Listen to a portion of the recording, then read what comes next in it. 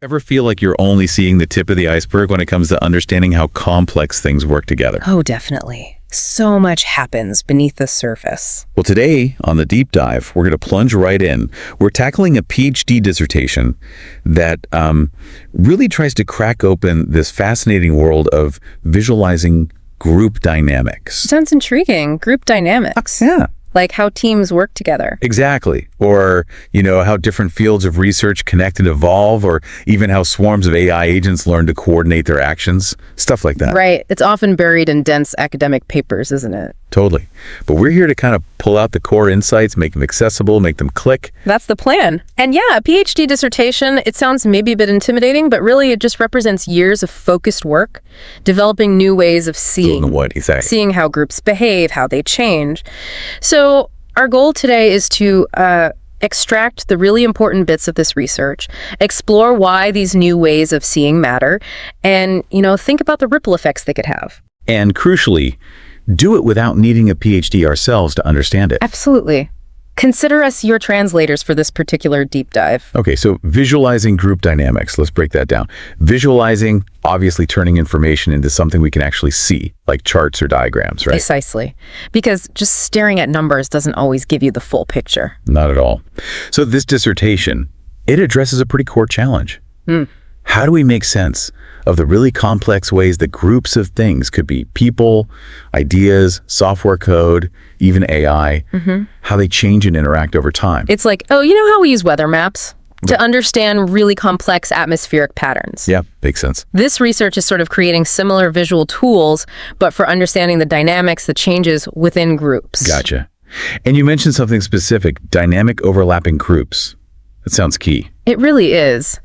Imagine a Venn diagram, with the overlapping circles. Now imagine those circles are constantly shifting, changing size, and the things inside them, the elements, are moving between the circles and the overlaps. Okay, that's dynamic. Exactly. So take researchers, for instance, an element. A scientist might be mostly known for AI, let's say. That's one set. Right. But they might also contribute to machine learning projects or maybe even data visualization. Those are other sets, so they belong to multiple sets, sometimes shifting their focus. And the research areas themselves, the sets, they change too, right? New fields emerge. Precisely. Nothing is static. It's all evolving. That's the dynamic overlapping part. Okay, that makes sense. And the dissertation gives real-world examples. Oh yeah, quite a few. Think about, say, a software development team. You've got developers, the elements. They contribute to different parts of the software, the sets, maybe the user interface, the database, the core logic. And one person might work on several parts. Exactly. And their roles might change as the project evolves. Or think about AI agents playing some kind of strategy game. They might form temporary teams or switch tactics. Those are the sets. The agents are the elements, and their group memberships are constantly shifting during the game. So the challenge is seeing all that movement and change clearly. Yes. And that's where the real innovation of this work comes in. It proposes novel techniques, as the author puts it, for visually exploring these dynamics. Visually being the key word. Absolutely. Instead of just looking at spreadsheets or stats, you can actually see the patterns, see how things connect and change. Which lets you ask some pretty interesting questions, I bet. Definitely. Like, how do relationships within a group change? Do they get stronger, weaker? How does one person's action affect the whole group? How do different subgroups coordinate or fail to coordinate? And what are the big picture trends? How's the whole system evolving? Exactly. It's about making those hidden interactions visible, tangible. So it's not just theory. What are some of these visualization techniques? Okay, one of the main ones is called set streams. Picture a timeline. Got it. Now imagine different colored ribbons flowing along that timeline. Each ribbon is, say, a group or a set. And the width of the ribbon. The width shows how many members are in that group at that specific point in time. So you see groups grow and shrink. Okay. And the overlapping part? That's the clever bit. The streams can merge and split, showing how elements move between sets or belong to multiple sets simultaneously. You visually track the flow of membership over time. That sounds powerful. Is there an example? Yeah, a great one from the dissertation looks at the IEVIS conference. It has different tracks like scientific visualization, SciVis, InfoViews, VAS, Think of those as the sets. Okay, different research areas. Right. Using set streams, they visualized how the elements published across these tracks over many years. You could see who stuck to one area, who moved between them, who bridged different fields. So you can literally watch the evolution of expertise and focus within that community. You got it. You see the ebb and flow, who the core people are in each area. It's like seeing lanes on a highway where the thickness shows the traffic in each research area. That's a great analogy. And not just academic stuff. No, they also applied it to the Linux operating systems development, tracking which developers worked on which modules, file system, networking, kernel, etc., over like 10 years. So you could see where the development effort was focused and who the key contributors were in different parts of the system. Exactly. Very practical application. Cool. What other techniques are there? Another one is called layered dynamic set visualization. Instead of flowing streams, this uses layered graphs or networks. Layered. How does that work? Imagine taking snapshots of that shifting Venn diagram we talked about. Each layer is a snapshot in time showing the overlaps. Okay. But then these layers are visually connected, showing how the elements, the little dots inside, move from one intersection or circle to another between the time snapshots. So you trace the individual paths through the changing sets. Precisely. The dissertation uses this for researchers' fields, again, AML, NLP, robotics.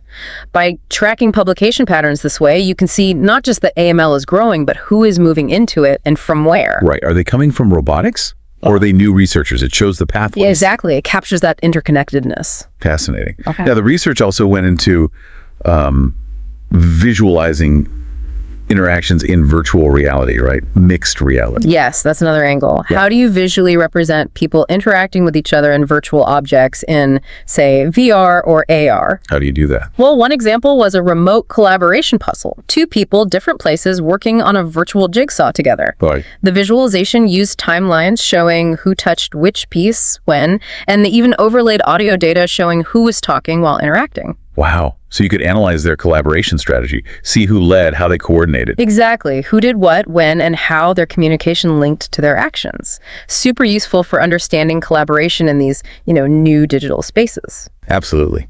And you mentioned AI agents before.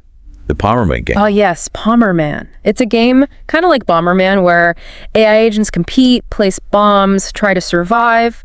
Sometimes they cooperate too, tactically. So complex strategies emerge. How do you visualize that? The visualization developed maps out each agent's actions moving, laying bombs, kicking bombs, alongside game events like explosions, power-ups, all on a shared timeline. So you can replay the game visually, seeing exactly what each agent was doing. Pretty much. And the really cool part, they did a study with AI experts and game analysts. They found it incredibly useful. They could spot strategies, see moments of competition versus cooperation, even identify sort of unexpected behaviors the AI learned. It wasn't just theory. Real insights gained from the visualization. Yes, and it actually won an award in the Pommerman competition itself because it helped people understand the AI agent behavior so well. It showed the AI community, hey, visualizing this stuff works. That's fantastic validation. Real world impact right there. And it didn't stop with games, right? There was something about trains. Right, the flatland environment, much more complex. It's a simulated rail network where multiple AI agents have to control trains, schedule routes, avoid collisions. Sounds like a coordination nightmare. It can be. So for flatland, the research combines several views, a timeline for each train's events, a map showing all the train locations on the network, and also network graphs showing train flow.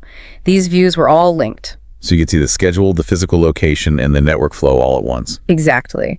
It helps analysts understand how the AI agents are coordinating or failing to coordinate, identify bottlenecks, deadlocks, and really evaluate how well the scheduling algorithms are working. That seems incredibly useful for logistics, transportation analysis. Definitely. Experts in those areas saw the potential immediately. It's amazing how this core idea of visualizing dynamics applies so broadly, from research papers to Linux code to AI games to train schedules. And the dissertation even touched on integrating these approaches further.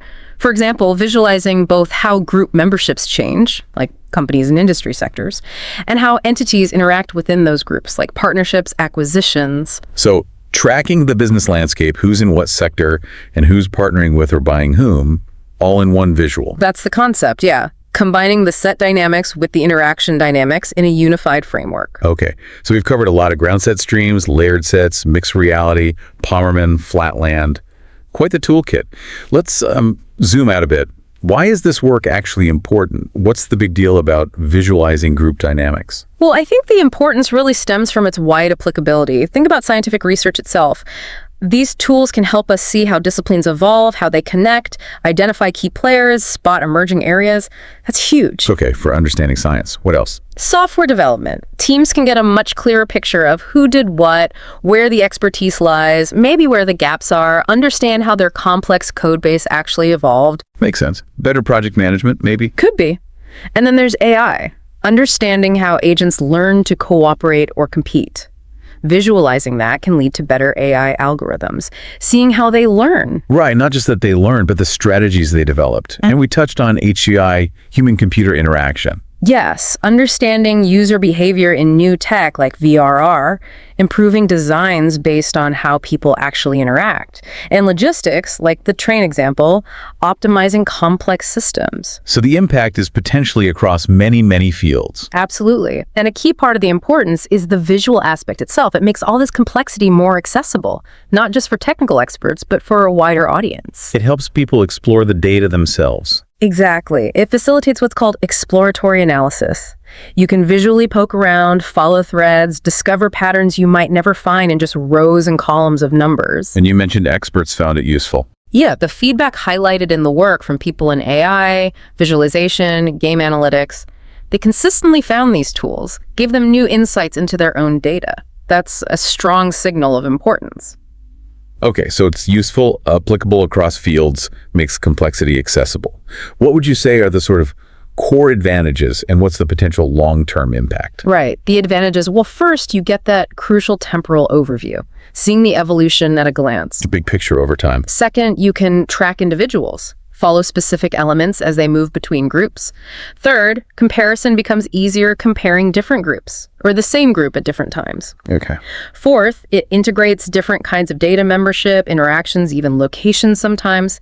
And fifth, it's built for exploration, often with interactive interfaces. That's a powerful combination. So the impact down the line. Potentially quite significant, I think. It could really advance research in many areas by providing better tools for complex systems. It could definitely help improve AI development, getting deeper insights into agent behavior, enhance user experience design for new technologies. Maybe even improve how teams collaborate by visualizing their own dynamics. That's a fascinating possibility, yeah.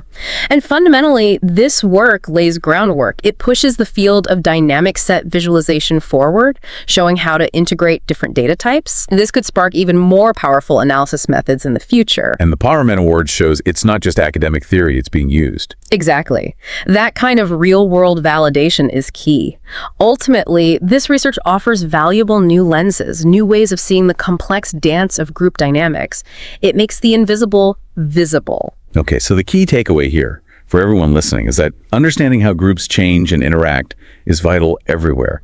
And this work gives us innovative visual tools to make that understanding, well, clearer and just more graspable than before. It really does, and it makes you think, doesn't it? How so? Well, think about the groups you're part of, your team at work, maybe community groups, even just social trends you see. How might having a visual map of their dynamics, seeing how they shift, how people connect, how might that change how you understand them?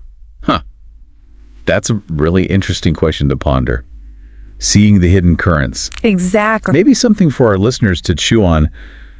How could these ideas apply in your own world, your own work? Might unlock some new perspectives. Worth considering, for sure. Well, thank you for joining us on this deep dive. It's been genuinely illuminating digging into this research on visualizing group dynamics. My pleasure. It's fascinating stuff.